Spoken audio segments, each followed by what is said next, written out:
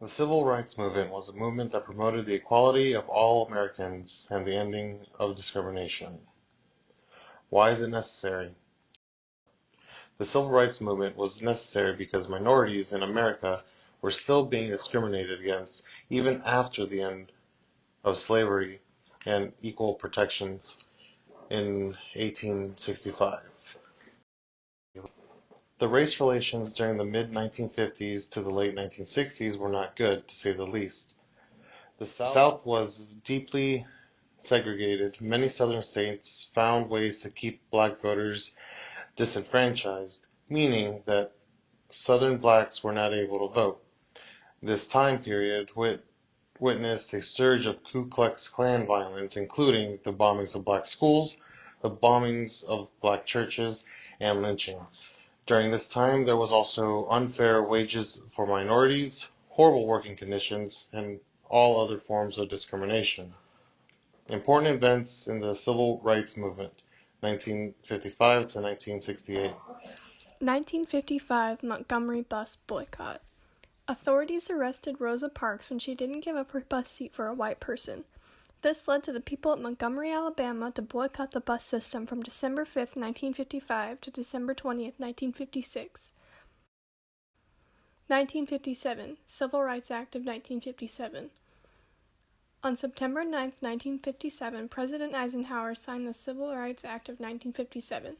This was important because it was one of the first times since Reconstruction that the federal government took legislative action to protect civil rights. 1957, the Little Rock Nine. The Little Rock Nine were a group of black students that enrolled in the all-white Central High School in Little Rock, Arkansas. It was a test of Brown v. Board of Education, the landmark Supreme Court ruling from 1954 that declared segregated schools to be unconstitutional. On the first day of class, the governor of Arkansas, Orville Faubus, called the Arkansas National Guard to block the students from entering the high school. Later on, however, President Eisenhower sent the National Guard to escort the nine to their classes. 1960, sit-ins in Greensboro, North Carolina. Civil rights protests that started in Greensboro, North Carolina, when a young African-American students staged a sit-in at the segregated Woolworth's lunch counter after they refused to leave after being denied service. This movement spread to college towns all over the South and became quite popular. 1961, Freedom Rides. The first Freedom Ride took place on May 4th, 1961, when a group of black and white student activists departed from Washington, D.C. by bus to test local compliance throughout the Deep South with the Supreme Court's ruling on Boynton v. Virginia, which declared segregation in interstate bus and rail stations unconstitutional. 1963 March on Washington. On August 28, 1963, 250,000 Americans from across the United States converged on the national's capital to protest inequality. 1964 Civil Rights Act of 1964.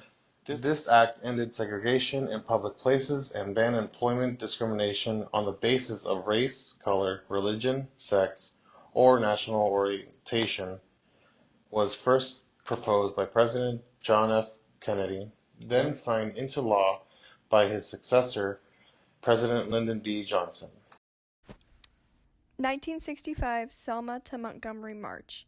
The Southern Christian Leadership Conference organized a march from Selma, Alabama to Montgomery, Alabama in early March 1965 to fight for the right of African Americans to register to vote. 1965, the Voting Rights Act of 1965.